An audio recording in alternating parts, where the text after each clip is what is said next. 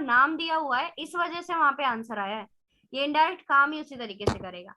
अभी मैंने यहाँ पे प्रेस किया F9, आ गया योगेश, फाइन। परचेज लिख के देखती हूँ, चेंजेस नहीं हुए। कब होंगे? जब मैं फिर से इनडायरेक्ट अपना फंक्शन लगा के इसमें करूंगी F9। अब आप बताओ, ऐसे F9 करना क्या प्रैक्टिकल है? नहीं, वो तो बार बार करना पड़ेगा, 36 बार थोड़ी करेंगे। कभी फॉर्मूला लगाया, बार बार इनडायरेक्ट करो। तो इंस्टेड ऑफ डूइंग हियर ना, हम यहाँ पे इसी फंक्शन को डालेंगे इन आर लिस्ट ऑप्शन। कि इस बार कोई सिंपल लिस्ट नहीं बनानी, आपको इस बार इनडायरेक्ट की लिस्ट बनानी है। और ओके किया मैंने। अब आप देखो, परचेज के लोगों के नाम आ रहे हैं, गौरी, पूनम, अमित, श्री। अब आप देखो, जैसे ही मैं यहाँ पे HR लिखूंगी तो ऑटोमेटिक इस वाले पॉपअप में अमर, हिना, लोकेश, श्याम। अगर मैं यहाँ पे कर देती हूँ प्रोडक्शन, तो यहाँ पे भी चेंजेस हो जाएंगे। और अब आप देखो, जैसे क्या होता है ना, कभी कभी हम प्रैक्टिस भी करेंगे, आपको ये प्रॉब्लम आएगी जब आप प्रैक्टिस करते हो। आपने एक बार ट्राई किया कि चलो हमने करके देखा और नहीं हुआ, क्योंकि जब प्रैक्टिस करते हैं तो ये इश्यू आता है। अब ऐसा क्यों होगा? क्योंकि आपने सिलेक्शन तो कर लिया, आप फॉर्मूलाज में गए, आपने क्रिएट फ्रॉम सिलेक्शन भी किया। अगर आप बार बार यही प्रोसीजर करते हो सेम डेटा के साथ, तो यहाँ पे आ जाती है डुप्लीकेट वैल्यूज। अब अक्षय आप ये बताइए, सपोज आपकी ये टेबल है, ओके। अब इसको मैंने एक बार नाम दे दिया सोनी, तो क्या मैं किसी और टेबल को भी नाम दे सकती हूँ सोनी इसी फाइल में? हाँ मैम, दे सकते हो। ओके ठीक है, तो मैंने सोचा कि मैं इस रेंज को भी नाम दे देती हूँ सोनी। सिलेक्शन मैंने कर दिया। अहमद जी, क्या दे सकते हैं एक ही नाम एक ही फाइल में दो मैम रेंज को? मैम नहीं दे एक ही नाम सकते। नहीं दे सकते, हाँ नाम एक नाम नहीं मैम, दो नाम। हाँ, नहीं थोड़ा सा ऐसा नहीं डिफरेंस बोलेंगे, होना चाहिए, थोड़ा सा डिफरेंस होना चाहिए उनके बीच में। लॉजिक फेल हो जाएगा उसका। हाँ, तो वो लॉजिक फेल हो जाएगा। तो सेम चीज इसके साथ है कि बार बार अगर आप नेम मैनेजर का यूज करते हो ना, तो वो फिर डुप्लीकेसी क्रिएट करता है। तो उस केस में आप क्या करोगे, you will go to this name manager और आप डिलीट कर सकते हो इंडिविजुअल। ओके, इंडिविजुअल मतलब जब भी प्रैक्टिस करना हो तो आप चेक कर लें कि कहीं डुप्लीकेसी तो बीच में नहीं आ रही है, वरना कभी कभी ये इश्यू आता है, एक्सेप्शन है ये। तो अभी आप देखो, ये कौन सा डेटा था? Vertical data. अब मैं एक ऑप्शन आपको, अभी आप मत मतलब अभी मत देखो, मतलब आपको ट्रांसपोज दिखा रही हूँ बस, ये मैं पेज स्पेशल में आपको करवाऊंगी। तो आप ये देखो, ये वर्टिकल टेबल है, अब इसको मैंने हॉरिजॉन्टल में चेंज कर दिया है। अब अहमद जी आप मुझे बताइए, अगर मुझे अब नेम देना है, क्योंकि मैंने वो नेम हटा चुकी हूँ, जो HR परचेज मैंने पहले दिए थे अब वो मैंने हटा दिए हैं। अब मैं इसके थ्रू वही शीट क्रिएट करना चाहती हूँ। हाँ, तो मैंने ये सिलेक्शन किया है, मैं फॉर्मूलाज में गई, मैंने नेम मैनेजर में क्रिएट फ्रॉम सिलेक्शन लिया। अब मुझे टिक किस में लगाना चाहिए? आपको लेफ्ट लेफ्ट कॉलम में लगाना चाहिए। लेफ्ट कॉलम में लगाना चाहिए, क्योंकि जो मेरा यहाँ पे वैल्यू है वो लेफ्ट कॉलम में ही लिखी हुई है। तो मैंने ये टॉप रो हटाया और लेफ्ट कॉलम को टिक कर दिया, एंड ओके। अब मैंने ऑल्ट VV अपना किया है यहाँ पे। सबसे पहले तो वही बना लेते हैं अपना जो सिंपल, जो कि हम बनाते हैं अपने डिपार्टमेंट के साथ में, कि sales, production, purchase and HR। Okay, सी हो गया। अब जो डिपेंडेंट वाला बनेगा वो कैसे बनेगा अहमद जी?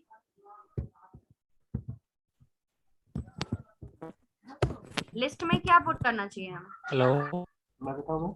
मैं हाँ, अहमद सर बता रहा हूँ, अहमद सर बताइए। सॉरी, मैं बताऊँ क्या? कोई भी बताइए। अब यहाँ पे मुझे लिस्ट में करना है हाँ और वो डिपेंडेंट मैम, वाला क्रिएट होगा। ठीक है। हम्म। तो मैम अब पहले इसमें हम फॉर्मूले में जाएंगे। हम्म। किस? फॉर्मूले में ये जो इक्वल टू लगाना चाहिए। हाँ, बेसिकली अभी फॉर्मूले में तो वो मैंने फॉर्मूलाज में वो नेम मैनेजर कर दिया ना, आपको चेक करना है तो आप नेम मैनेजर में जाके चेक भी कर सकते हो। नाम हाँ जा चुके हैं HR, प्रोडक्शन, परचेज, सेल्स, और उसी के राइट थ्रू राइट आपका ये क्रिएट भी हो चुका है, राइट। अब राइट मुझे राइट। डिपेंडेंट ड्रॉप लिस्ट बनाना है इस जगह के भी, ऑटोमेटिक वो आपको अपडेट करके दे दे। तो मैंने फिर वही मैम डेट, हाँ इक्वल इनडायरेक्ट वाला फॉर्मूला लगाएंगे। हाँ, और वो भी लिस्ट में लगाना पड़ेगा आपको इस जगह, okay. Equal equal to indirect. Indirect. और मैंने इसी का सिलेक्शन कर लिया, ओके। और इसका फायदा ये है कि अब जैसे सपोज करो अभी तो यहाँ पे रजनी आ रहा है, अगर रजनी को जाके मैं राजा यहाँ पे कर दूंगी तो वो भी अपडेट दिख जाएगा, देखो। हो गया ना। तो वो साथ के साथ अपडेशन भी लेगा। तो ये डिपेंडेंट ड्रॉप लिस्ट वाली 3-4 मैंने बॉक्सेस बना रखे हैं, तो उसमें आप एक बार इसको ट्राई करके देखना। इसमें दो चीजें हैं। सबसे पहला तो आपका नेम मैनेजर आया, राइट, जो कि मतलब नेम बॉक्स ही है लेकिन उसका एक एडवांस फॉर्म है। उसमें फिर आपको इनडायरेक्ट फंक्शन यूज करना पड़ गया, जो कि आपका क्या करता है, from the name manager data निकाल के देता है आपको। सेम वे अभी क्योंकि फॉर्मूला यूज कर रहे हैं डेटा वैलिडेशन में, तो हमने एक और चीज की थी विच इज फोन नंबर। किया था फोन नंबर, जिसमें हमारा क्या हो रहा था कि बार बार, जैसे अगर मैं यहाँ पे आपको दिखाई देती हूँ दोबारा, ऑल्ट वीवी हमने किया और हम यहाँ पे यूज कर रहे थे अपना टेक्स्ट लेंथ ऑप्शन कि ये जितने भी फोन नंबर हो it should be equals to 10। ठीक है, तो हमने 10 के इक्वल कर दिया, फाइन। अब मैं 10 के इक्वल कर रही हूँ तो मैंने नंबर अपने टाइप किए, ठीक। लेकिन अगर मैं यहाँ पे सोनी सिंह टाइप कर रही हूँ तो वो तो इसे एक्सेप्ट नहीं करना चाहिए, बट क्योंकि उसमें 10 कैरेक्टर्स हैं वो इस चीज को भी लेके चल रहा है। तो आपको ये समझना पड़ेगा, आगे ऐसे बहुत सारे फॉर्मूले आएंगे जिसको सिर्फ दो पर्पस के लिए बनाया है। एक होता है इज वाले फॉर्मूले और एक होता है इफ वाले फॉर्मूले। इफ तो आपने काफी किए, एक होता है if error, if value, if text, इस तरीके से कुछ लिखे होते हैं, ये इफ वाले हैं, इनको तो हम वी लुकअप के टाइम पे करेंगे। अभी है इन इज वालों की। ये जो इज होते हैं ना, इसमें होता है इज नंबर, मतलब बहुत सारे आपको मिल जाएंगे देखने के लिए, is error, is value, is text, you can say is blank. और इनका काम क्या होता है, सिर्फ दो आंसर आपको प्रोवाइड करेंगे, ट्रू एंड फॉल्स। कोई भी आप ऑप्शन उठा के ले लो जिसका इज लिखा हुआ है आगे, वो आपको या तो ट्रू में आंसर देगा या फॉल्स में आंसर देगा। अब ये जब ट्रू एंड फॉल्स में इस तरीके से आपको आंसर दे रहे हैं तो क्या पर्पस है नहीं यूज करने का। आप सपोज करो यहाँ पे कहीं कहीं मैंने तो डाल दिए अपने नंबर्स, और आपको पता है ये टेक्स्ट वैल्यू तो है ही यहाँ पे। अब आप सोचो यहाँ पे मैंने एक फंक्शन यूज किया इक्वल इज टेक्स्ट, मैंने सिलेक्शन किया, ठीक है। यहाँ पे मैंने एक फॉर्मूला डाला इज नंबर, मैंने सिलेक्शन किया, और मैंने इन दोनों को किया ड्रैग। अब मोहित जी आप मुझे ना इन दोनों में डिफरेंस समझाइए। एक आपका इस टेक्स्ट फॉर्मूला है जो आपको आंसर इस तरीके से प्रोवाइड कर रहा है, ट्रू फॉल्स इस तरीके से, और ये आपका इज नंबर फॉर्मूला है। दोनों में आपको क्या समझ में आया डिफरेंस? मैम ये जो आपने पहले लगाया है ये न्यूमेरिकल को नहीं मतलब किया है, और दूसरा आपको न्यूमेरिकल का ये ट्रू दिखा रहा है, जहाँ पे 1200 है वो ट्रू है। हाँ, मतलब जो एक तो है वो आपको ये बता रहा है कि इस पर्टिकुलर सेल में क्या नेम, मतलब सॉरी अल्फा है, या दूसरे में वो दिखा रहा है कि क्या वो न्यूमेरिकल है, राइट। ये चेक कर रहा है कि सामने वाला अल्फा है, और ये वाला चेक कर रहा है कि सामने वाला नंबर है। तो देखो इसने ट्रू एंड फॉल्स में ही आंसर दिया, और जब वो काम करेगा तो ट्रू के लिए काम करेगा, वो फॉल्स के लिए काम नहीं करेगा। तो ये चीज है यहाँ पे। Back to our work. तो आप जब फोन नंबर में बात करते हैं तो आपको यहाँ पे नंबर चाहिए या टेक्स्ट चाहिए?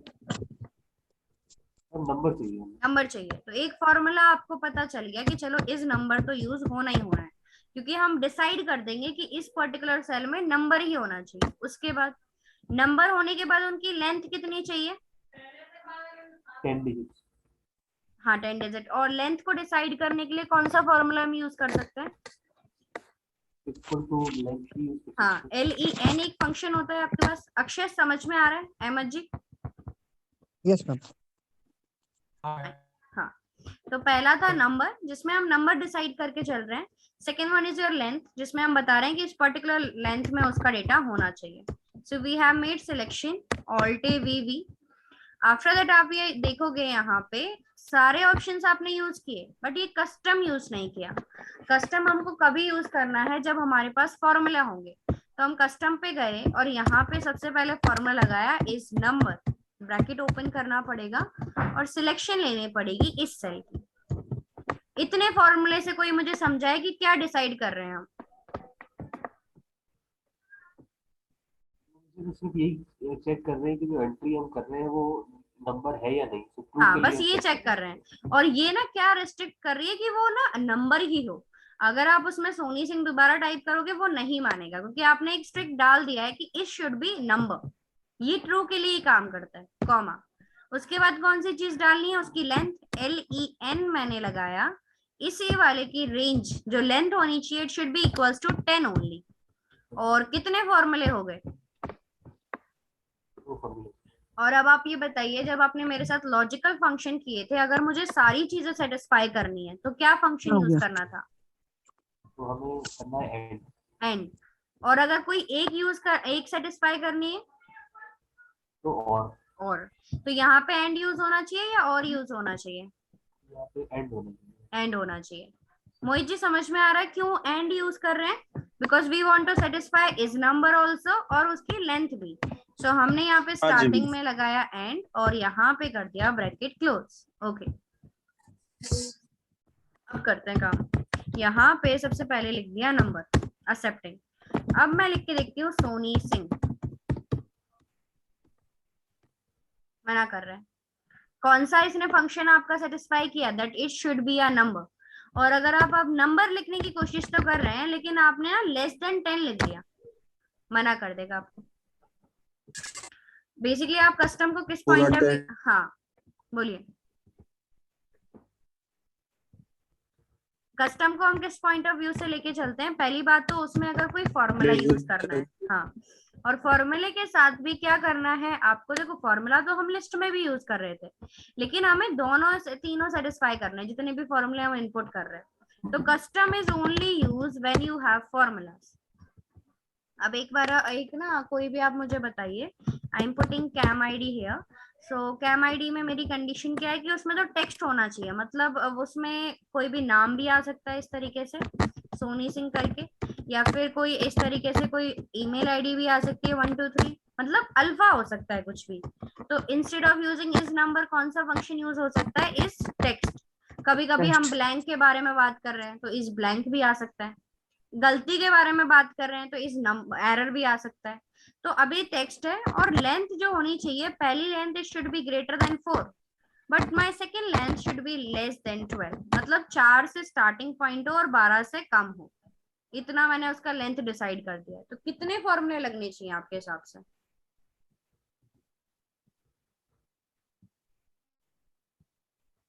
इसमें दो से भी काम हो सकता है वैसे। ठीक है, तो एक बार ट्राई करते हैं इसको। हमने ऑल्ट वीवी अपना किया है। हाँ, आप में से कोई भी मुझे गाइड कीजिए कि इसमें ये मुझे कैसे करना है। हम कस्टम में जाएंगे पहले तो। हम्म अ, इसमें कस्टम में If जाए ma'am equal to hmm and and. अच्छा आप बताइए। तो ठीक है, बोलिए Akshay. Is test fine. Is test हो गया। अब अपना फर्स्ट सेल सिलेक्शन में लेंगे क्योंकि इसी में अच्छा तो फर्स्ट फॉर्मूला सेल पुट हाँ। कर रहे हैं ना। Comma then okay, L line वाला फॉर्मूला लगाएंगे। राइट। अगेन सिलेक्शन तो डालनी पड़ेगी, हर फॉर्मूले में आपको सिलेक्शन तो पुट करना ही पड़ेगा। इसमें लेंथ क्या होनी चाहिए? Greater than 4 less than 4। हाँ, ग्रेटर देन 4, ग्रेटर देन है, इक्वल टू भी मैं डाल देती हूँ, ठीक है। और फिर less than greater equal than to 4 वाली कैसे डलेगी? Equal to 4 ma'am less than का वो लगाएंगे सबसे पहले तो। हाँ, बट आप ये देखो इसमें ना आप एक ही चीज पुट कर सकते हो, या फिर ग्रेटर देन डाल दो या फिर लेस देन, दोनों को हम एक ही साथ ना नहीं डाल सकते। तो आप क्या कर रहे हो, यहाँ पे एक और लेंथ का फॉर्मूला डाल दे रहे हो कि यहाँ पे पहली तो उसकी length it should be greater than, because हम सीक्वेंस क्रिएट कर रहे हैं कि सबसे पहले तो चेक करना कि वो टेक्स्ट हो, उसके बाद चेक करना कि वो लेस देन या इक्वल टू 4 हो, और उसके बाद आपको चेक करना है that it should be less then और इक्वल टू 12। अब आप देखो, एक मिनट, अब इसमें क्या गड़बड़ है? आप में से कोई भी मुझे बताए, अक्षय के सिवा क्या गड़बड़ लग रही है आपको इसमें? ब्रैकेट आपने नहीं है क्लोज इसमें। भी किया। हाँ, लास्ट वाला जो एंड का ब्रैकेट है वो क्लोज होना है। सो अभी आप देखो, अगर मैं 4 5 6 टीना लिख देती हूँ एक्सेप्ट कर लेगा, लेकिन अगर यहीं पे 4 5 6 लिखूंगी ना मना कर देगा, क्योंकि it is a pure number. वो तो अल्फा और न्यूमेरिकल मिक्स होके ऑटोमेटिक अल्फा ही बन गया। अब आप देखो, अगर मैं यहाँ पे कुछ भी लिखती हूँ, लाइक 4 डिजिट्स का ही कुछ लिख देती हूँ, टीना ही लिख देती हूँ, एक्सेप्ट कर लेगा क्योंकि मैंने वहां पे इक्वल टू का भी साइन लगाया है। अगर मैं सिर्फ यहाँ पे पूनम लिखूंगी कर लेगा एक्सेप्ट, 3 नहीं करेगा। एक तो 3 है, ऊपर से नंबर भी। ओके, क्लियर हुआ पॉइंट ये वाले? Yes ma'am. इस डेटा वैलिडेशन पे किसी ने प्रैक्टिस किया अभी ये वाले, क्योंकि अभी ऑप्शंस बाकी थे, तो आज कोशिश मैडम, करें नहीं आप किया। ये प्रैक्टिस करें इसमें। मैं VLOOKUP अभी स्टार्ट नहीं करूंगी क्योंकि अभी 1-2 स्टूडेंट्स बाकी हैं, तो सबके साथ ही हम अपना एडवांस टॉपिक स्टार्ट करेंगे। अभी आप ये देखो, यहाँ पे एक और हम कर रहे हैं लास्ट अपना डेटा वैलिडेशन का, जो फॉर्मूला बेस्ड है। अब फॉर्मूला बेस्ड किस हिसाब से, आप सपोज करो आपके पास ये बजट है, आपको किसी ने बोल दिया that you have around 10 lakh rupees, और उस 10 लाख में आपको क्या करना है, सबकी पेमेंट करनी है, जितना हो उससे थोड़ा सा लिमिटेड आप कर दो। सपोज सैलरी वैसे तो मुझे 1 लाख पे करनी है, मैंने सोचा 75,000 कर देती हूँ, ठीक है। रेंट मुझे अराउंड 2 लाख करना है, बट मैं 1,50,000 कर रही हूँ। स्टेशनरी मेरा एक्सपेंस 90,000, उसके बाद एडवर्टीजमेंट मेरा अराउंड 4,20,000 का था। कमीशन जो बेस था वो 1,80,000 है। फर्नीचर मेरा 2,50,000 का आया। General expenses around 90,000। XYZ expenses 1,20,000, 1,50,000, 2,70,000। अब आप देखो कि मुझे अब ये भी तो चेक करना पड़ेगा ना कि कहीं 10 लाख से ज्यादा तो नहीं हो गया, वरना मुझे फिर से अपनी अमाउंट थोड़ी चेंज करनी पड़ेगी, कहीं पे माइनस प्लस करना पड़ेगा। ऑल्ट इक्वल करके चेक किया, कितना हो गया, ज्यादा हो गया उससे, तो 10 लाख से तो आपका ओवर ही पहुंच गया, 24 लाख पहुंच गया, जो कि करेक्ट नहीं है। और इसने आपको रोका भी नहीं, मतलब अगर सपोज आपका कोई अमाउंट, जैसे भी मैं ऑल्ट इक्वल ही रखती हूँ, एंटर मैंने किया, ये अमाउंट कुछ मैं हटा देती हूँ यहाँ से और 10 लाख पे आ जाती हूँ। आप ये देखो, यहाँ तक मेरा अमाउंट ना विद इन द बजट था, राइट। उसके बाद मैंने सोचा कि चलो 1000 की और पेमेंट करके देखते हैं, ठीक है, करेक्ट, अभी भी मेरे पास बैलेंस है। फिर मैंने 8,000 अमाउंट समथिंग कुछ डाला, उसके बाद मैंने 7,800 डाला। तो अब आप देखो ये ऑटोमेटिकली तो बढ़ ही गया ना, उसे मुझे यहीं पे रोक देना चाहिए था। Now your budget is over, so आप या तो कुछ चेंजेस अपने ऊपर यहाँ पे करें, अदरवाइज आप अमाउंट आगे नहीं डाल सकते। तो एक तरह की रिस्ट्रिक्शंस है यहाँ पे। जैसे हमारा जब भी हम कोई अपने मार्क्स डालते हैं या परसेंटेज डालते हैं, तो हमें विद इन द 100 ही डालनी होती है। अगर आप 150 परसेंटेज डाल दोगे तो मना कर देगा। एक तरह की रिस्ट्रिक्शन है कि इस स्पेसिफिक एरिया में ही आपको करना है। तो अभी आप देखो, मैंने यहाँ पे फिर से ऑल्ट ए वी किया, यहाँ पे जाके हमने लिया custom and we are using equal sum, क्योंकि हमने चेक करने के लिए भी सम फंक्शन लिया। अब यहाँ पे ना मैं एक फ्रीजिंग का टॉपिक समझाने वाली हूँ। अभी आप समझ लो, सिर्फ मैंने सिलेक्शन किया है, ये लेस देन होना चाहिए या फिर इक्वल टू होना चाहिए 10 लाख के। 10 लाख है 3, हाँ। अभी आप समझो, यहाँ पे मैंने सिलेक्शन किया, इनका जो सम है B2 से लेके B11 तक जो सम है, it should be less than equal to 10 lakh. Okay, बस यही लगाया है मैंने। अब आप देखो, पहली ये पेमेंट 56,000, 98,000, 1,20,000, 1,50,000, 3,50,000, 4,50,000। अब आप देखो ओवर गया बजट, आपका 12 लाख हो गया। तो ऑटोमेटिकली उसने बोल दिया this value doesn't match the data validation restrictions. Now Ahmed ji, अगर मुझे ये मैसेज जो है वो चेंज करना है, चेंज इन द सेंस मुझे यहाँ पे लिखा आना चाहिए, please stop, your budget is over, ये लिखा आ जाना चाहिए। जबकि अगर मैं यहाँ पे कोई एक्सेस अमाउंट डालती हूँ, लाइक 98,000 अभी चल जाएगा, 1,20,000 तक भी अभी चल जाएगा, 8,000 तक, 80,000 तक नहीं जाएगा। तो अभी ये मैसेज आ रहा है, तो मुझे इस मैसेज को चेंज करके ये लिखना है। तो मैं इस डेटा वैलिडेशन में क्या यूज करूं, आप, मैं एक बार ले जाती हूँ उधर। अब आप बताइए क्या यूज करना चाहिए मुझे। मोहित जी, क्या यूज करना चाहिए अगर मुझे वो मैसेज हटाना है, मतलब अपने हिसाब से edit एरर करना है? अलर्ट में जाना है। ठीक है, हेलो, या गेटिंग योर वॉइस मैम जी। और एरर मैसेज हम यहाँ डाल सकते हैं? हाँ एरर, हाँ डाल सकते हैं, please stop your budget is over तरीके से। Fine. आपको फ्रीजिंग के बारे में पता है, फ्रीजिंग क्या होती है? अक्षय और अहमद जी को शायद नहीं पता होगा, तो एक बार मैं उस टॉपिक को यहाँ पे करवाऊंगी। 8,000 करेक्ट है, 1 रुपए भी एक्स्ट्रा डालेंगे ना मना कर देगा, please stop your budget is over. तो मीन्स अब हमारा Y और Z एक्सपेंसेस पे नहीं होंगे, बाकी सब हो जाएंगे। इनको करने से पहले एक टॉपिक आपको, जिनको पता है इट्स गुड, जिनको नहीं पता है उनके लिए यहाँ पे ना एक चीज होती है जो आपकी बहुत ज्यादा काम आती है इन एक्सेल, जो होती है आपकी फ्रीजिंग। दो शॉर्टकट की होती है उसकी, या तो F4 आप यूज करते हो या फिर यूज करते हो FN F4 फंक्शन की, किसी किसी सिस्टम पे FN F4 है। तो अभी अहमद जी आप ही मुझे बताएंगे, सपोज दिस इज योर 10 और 10 को आपको इन सब के साथ ना ऐड करना है। जैसे कि यहाँ पे ऑटोमेटिक 15 लिखा आ जाए, ड्रैग करें तो 16 18 19, मतलब ऑटोमेटिकली आ जाना चाहिए। ऐसा नहीं है कि मेरे को इंडिविजुअल मैन्युअली हर जगह करना पड़े। तो मैं क्या यूज करूँ यहाँ पे?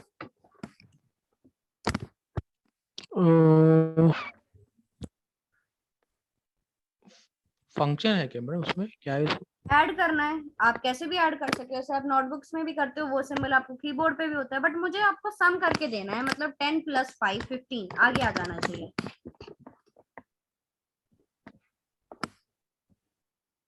सम का फॉर्मूला यूज कर सकते हैं? हाँ कर सकते हैं। नंबर 1 क्या होगा? 10 कॉमा, और 10 नंबर 2 कौन सा होगा? 5। 5। ठीक है, आंसर करेक्ट है।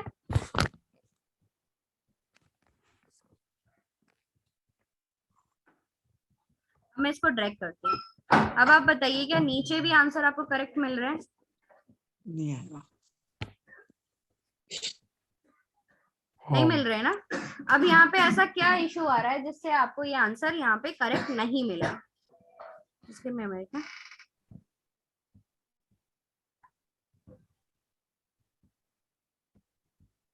क्लास कितनी देर में हो रहा है?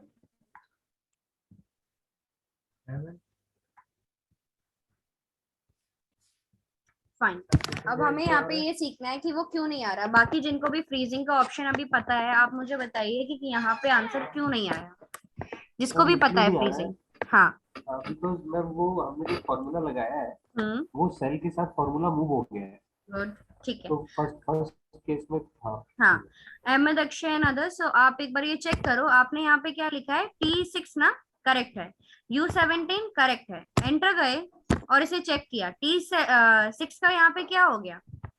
T7। क्या T7 में कोई वैल्यू लिखी हुई है? नहीं लिखी हुई। नीचे गए, क्या T8 में कोई वैल्यू लिखी हुई है? नहीं लिखी हुई। नीचे गए, T9 में कोई वैल्यू है? नहीं। मतलब क्या हो रहा है, जो ये T6 था ना जिसमें मेरी वैल्यू लिखी हुई है 10, वो क्या कर रहा है? बार बार चेंजेस कर रहा है। So what we are going to do, we are going to freeze it. Freezing का मतलब होता है कि दोनों के ऊपर डॉलर सिंबल लगाना। अभी आप ये समझ लो, ये होता है ऑल फ्रीज। इसमें कॉलम भी फ्रीज हो गया और रो भी फ्रीज हो गया। अभी के लिए सिर्फ इतना, हमने सिर्फ F4 प्रेस किया और अब कर रहे हैं हम एंटर और ड्रैग। अब आप देखो आंसर करेक्ट आ रहा है। अक्षय सपोज इस टाइम अगर हमें मल्टीप्लाई करना है, मुझे 10 और 5 को मल्टीप्लाई करना है और नीचे भी इसी तरीके से आ जाना चाहिए, तो क्या करना पड़ेगा? तो ma'am equal to, right, ma'am ये वाली साइड लेंगे T6, ठीक है, F4 गुड, मल्टीप्लाई इनटू 5 अब 5 को भी फ्रीज वाली करना चाहिए क्या? नहीं मैम। क्यों? रीजन? मैम क्योंकि फिर नीचे भी 5 दिखाएगा वो। हाँ, क्योंकि फिर नीचे भी वो 50-50 दिखाएगा। नीचे तो हमारे पास हाँ। वैल्यू है ना, 10 के नीचे तो हमारे पास कोई वैल्यू थी नहीं, इस वजह से हम उसको कर रहे थे। तो सेम कॉज यहाँ पर है। जब मैं सिलेक्शन करूंगी, आपको पता ही है जितनी भी conditional formatting, data validation command जो होते हैं वो हर एक सेल पे काम करते हैं, जितना भी आप सिलेक्शन करके चलते हो। तो आप ये सोचो कि अगर आप सम का फॉर्मूले की वहां वैलिडेशन लगा रहे हो, पहले में आपका आंसर करेक्ट आएगा, लेकिन विदाउट फ्रीजिंग अगर आप उसे मूव करते हो तो देखो चेंजेस होने लग गए ना, जो कि गलत है। हर जगह 10 लेके आना चाहिए, तो इसी वजह से हमने उसको किया है फ्रीज। अब इसको एक और बार रिपीट करते हैं। We have make selection, like we will go to this alt V. हम सेटिंग्स में जाके फिर से कस्टम लेते हैं, सेम फॉर्मूला अपना रिपीट करते हैं कि आपको सम करना है किसका? इस C2 से लेके C11 तक, जिसको मैंने किया फुल फ्रीजिंग। अब आप देखो ये जो है ना, मैं इसको कोई अमाउंट नहीं दे रही हूँ कि 10 लाख है 15 लाख है, मैं इस सेल के हिसाब से चलूंगी। Less than equal to this specific cell, 30 lakh लिखा हुआ है, अभी फ्रीजिंग किया। अब आप देखो ये एक्सपेंस मेरा 1 लाख का है, ये 2,50,000 का है। नीचे देखो बैलेंस भी दिखा रहा है कि कितना अमाउंट बचा हुआ है आपके पास, हाँ?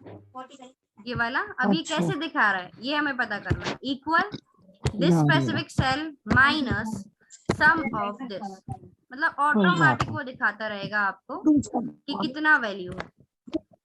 अब मेरे पास अराउंड 12 लाख का अमाउंट पड़ा है, तो मैं इसमें डालूंगी अराउंड 4,50,000 या 40,000 जैसे भी गया। 60,000 डाल दिया, उसके बाद 1,20,000 डाल दिया, ये डाल दिया मैंने। अब मैंने डाला 80,000। अब इंस्टेंटली अगर मैं 1,90,000 डालूंगी, मना कर देगा। क्यों मना किया? क्योंकि इट इज गोइंग -55,000, ओवर जा रहा है ना, और वो आपको यहाँ पे रेड कलर से शो भी कर रहा है। अब आप ये देखो कि सिलेक्शन करने का फायदा ये होता है, सपोज आपकी ये 30 लाख का जो बजट है अब घटकर यहाँ पे हो गया 4,50,000 का। अब हमें ये देखना है क्या वैलिडेशन में भी चेंजेस हुई। 23,000 एक्सेप्टेड, 89,000 ज्यादा हो गया अभी, 1 मिनट, 89,000 ठीक है। अभी मेरे पास 3 लाख का बजट है, तो मैंने 3,10,000 कुछ डाल दिया। उसके बाद मैंने डाला यहाँ पे 20,000, 8,000 डाला। उसके बाद मैंने ये भी ले लेगा। अब मैं जब 1 रुपए एक्स्ट्रा डालने जाऊंगी तो मना कर देगा, क्योंकि वो इस बार वो अपडेशन ले रहा है एज पर दिस सेल, जो भी इस सेल के हिसाब से जितना भी आप इसमें गढ़ाओ बटाओगे वो ऑटोमेटिक आपकी डेटा वैलिडेशन में एडजस्ट होके दिख जाएगा। क्लियर हुआ? विदाउट सिलेक्शन और जब हम किसी चीज को टाइप कर देते हैं।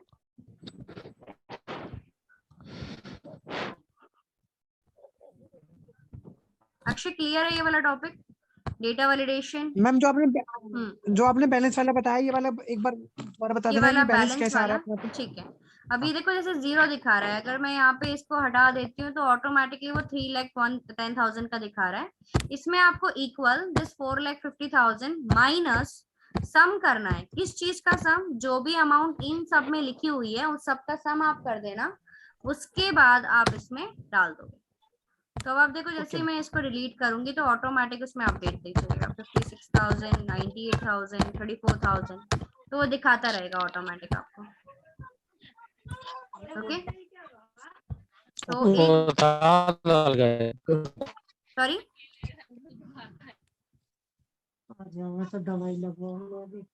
क्या मैं जी, आपकी आवाज थोड़ी ना क्लियर नहीं आ रही है आज ना। ठीक है, एक ना टॉपिक मुझे आज आपको करवाना है which is related to consolidation. तो एक बार ना मैं मीटिंग एंड कर रही हूँ क्योंकि 1 ही मिनट का टाइम रह गया, तो एक बार आप फिर से रीजॉइन कर लो तो वो अलग ही हो जाएगा। ओके।